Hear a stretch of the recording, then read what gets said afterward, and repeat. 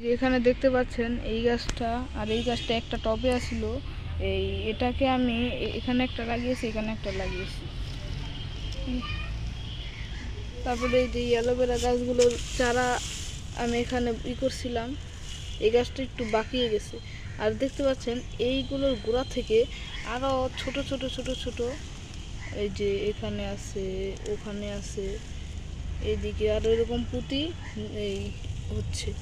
এই যে তারপরে ওই যে একটা এখান দিয়ে দেখা যাবে, ওই যে, হ্যাঁ, এই যে এগুলো। তারপরে এই যে দেখতে পাচ্ছেন এটা একটু বড় হয়েছে আগের থেকে, ওইটাও। এবার এইটার তো বিশেষ কোনো আপডেট দেখছি না।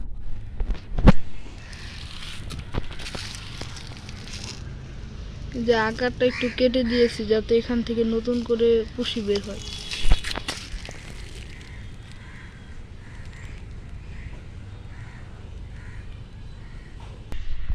দেখুন এখানে আমি অল্প কিছু ঠাল লাগিয়ে দিয়েছিলাম। এইটা থেকে আস্তে আস্তে কত ছড়িয়ে গেছে আর কত সুন্দর ফুল।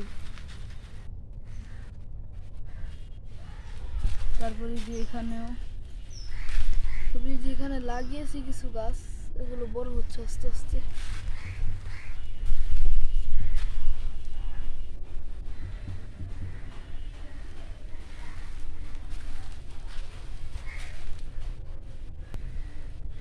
তারপরে যে এখানে দেখতে পাচ্ছেন এখানে কিছু মাছ আছে, ওই যে।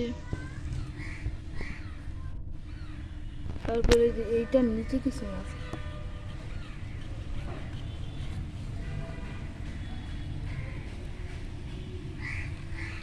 এখানে মাছ আছে, লুকিয়ে আছে অনেকগুলো।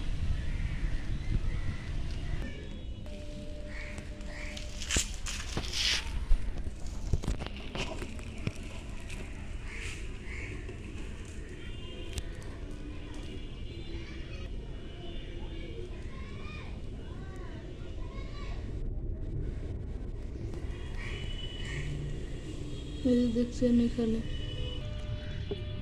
আবার এখানে আমার কিছু গাপ্পির বাচ্চা আছে, এই বাচ্চাগুলো মোটামুটি বড় হয়ে গেছে।